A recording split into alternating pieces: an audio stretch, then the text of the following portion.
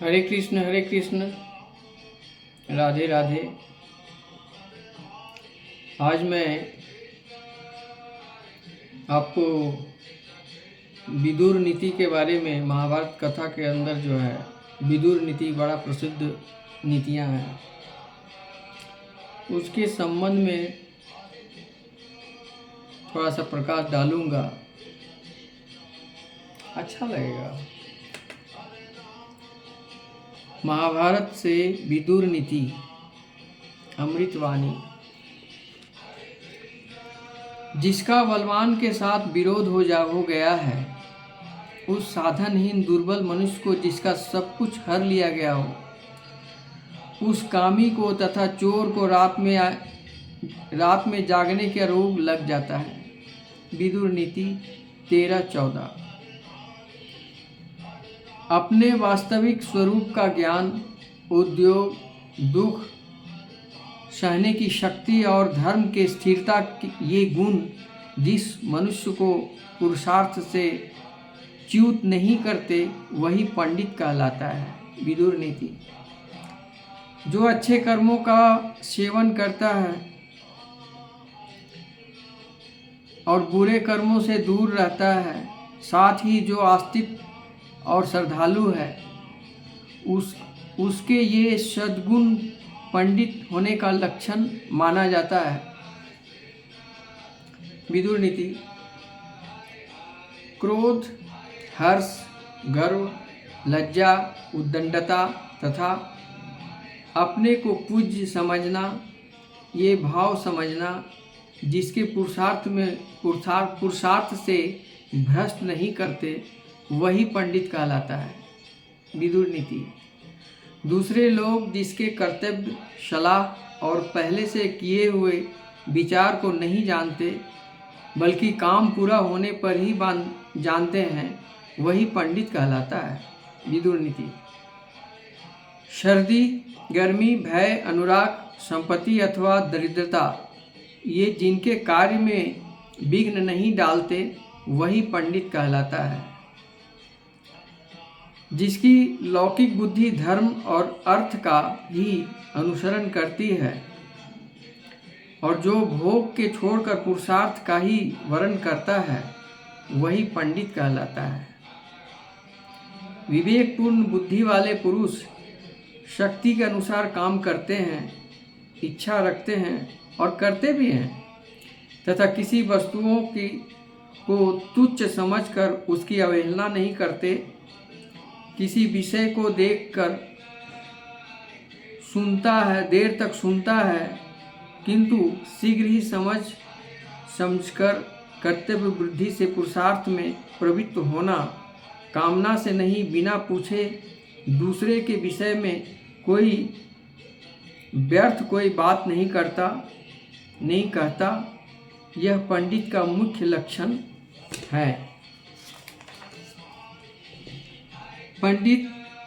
पंडितों की सी बुद्धि रखने वाला मनुष्य दुर्लभ वस्तु की कामना नहीं करते, खोई हुई वस्तुओं के विषय में शोक करना नहीं चाहते और विपत्तियों में पड़कर घबराते नहीं।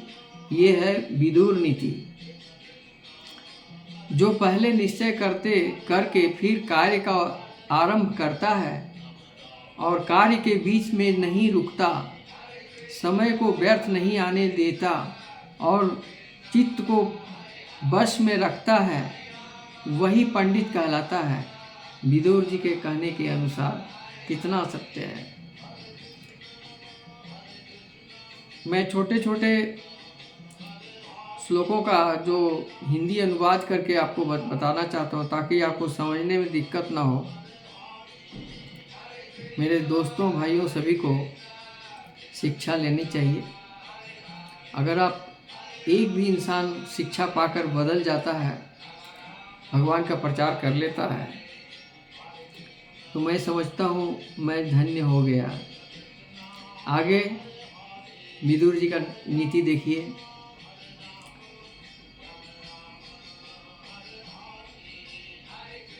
भारत कुलभूषण पंडित जनश्रेष्ठ कर्मों में रुचि रखते हैं, उन्नति के कार्य में तथा भलाई करने में दोष नहीं निकालते वो महाज्ञानी कहलाते हैं। जो अपना आदर होने पर हर्ष के मारे फूले नहीं समाते, अनादर से संतृप्त नहीं होता तथा गंगा जी के कुंड में के समान जिसके चित्त को क्षोभ नहीं होता, वही पंडित कहलाता है। जो संपूर्ण भौतिक पदार्थों की असलियत का ज्ञान रखने वाला, सब कार्यों को करने का ढंग जानने वाला तथा मनुष्यों में सबसे बढ़कर उपाय का जानकार है, वही पंडित है। विदुर नीति महाभारत।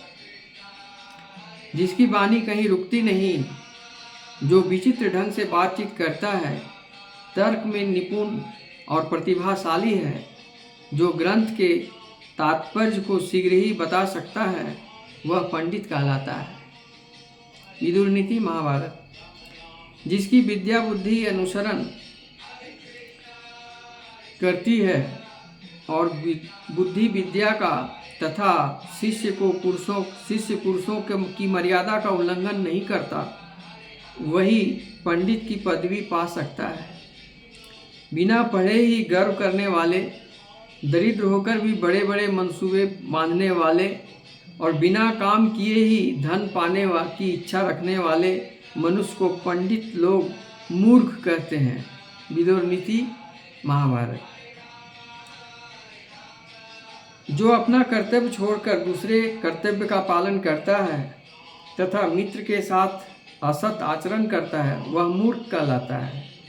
जो न चाहने वाले को चाहता है, न चाहने वाले को त्याग देता है तथा जो अपने से बलवान के साथ और बैर बांधता है, उसे मूर्ख विचार का मनुष्य कहते हैं। एक बुद्धि से दो कर्तव्य का निश्चय करके, 4 साम दान भेद दंड से 3 शत्रु मित्र तथा उदासीन को बस में कीजिए। 5 इंद्रियों को जीत कर 6 संधि विग्रह यान आसन द्वैद्विभाव और सम्राश्रय रूप गुणों को जानकर तथा 7 स्त्री जुआ मृगया मध्य कठोर वचन दंड की कठोरता और अन्याय से धन का उपार्जन को छोड़कर सुखी हो जाइए। विदुर नीति महाभारत। जिसका रस एक पीने वाले को ही मारता है, विष का रस एक पीने वाले को ही मारता है। शस्त्र से एक ही वध होता है, किंतु मंत्र का फूटना राष्ट्र और प्रजा के साथ ही राजा का भी विनाश कर डालता है। ये है विदुर नीति। अकेले स्वादिष्ट भोजन न करें, अकेला किसी विषय का निश्चय न करें, अकेला रास्ता न चलें और बहुत से लोग सोए हैं तो उनमें अकेला न जागता रहे। ये विदुर नीति महाभारत। आज की विदुर नीतियों में कई नीतियां मैंने आपको समझाया है। आप इसको बार बार प्ले करके सुने, समझें और मेरे कमेंट बॉक्स में कोई प्रश्न हो तो पूछें। मैं अपना चैनल के डिस्क्रिप्शन में लिंक डाला हुआ हूँ और जो विनर होंगे सब्सक्राइबर में, लाइक में, कमेंट में जो विनर होंगे उनको सुपर थैंक्स के रूप में फर्स्ट सुपर थैंक्स है 100, सेकंड है 500, थर्ड है 1000, फोर्थ है 5000, फिफ्थ है 10,000, फिर सुपर थैंक्स है 1 लाख, सुपर थैंक्स 5 लाख तक है। जो विनर होंगे वो अपना फ़ोन पे अकाउंट नंबर देंगे मेरे कमेंट बॉक्स में, उनको मैं उनके अकाउंट में पैसा ट्रांसफ़र कर दूंगा। ये मेरा दान है। एक विकास का माध्यम है। धनबाद का एक गांव है यादवपुर, वहाँ के 2 लड़के ने सुपर थैंक्स का हकदार हैं, अमिताभ शंकर और रूपेश शर्मा। इन दोनों से आग्रह है कि आप अपना यूपीए वाला, फ़ोन पे वाला जो अकाउंट नंबर है आपका, जिस नंबर पर आपका है, वो कॉन्टैक्ट नंबर मेरे डिस्क्रिप्शन या मेरे कमेंट में सेंड करें, ताकि आपको सुपर थैंक्स वाली 500 रुपीज़ का जो बनता है 25% को मैंने भेजा है, जिसमें 2 आदमी आप लोग भी हैं।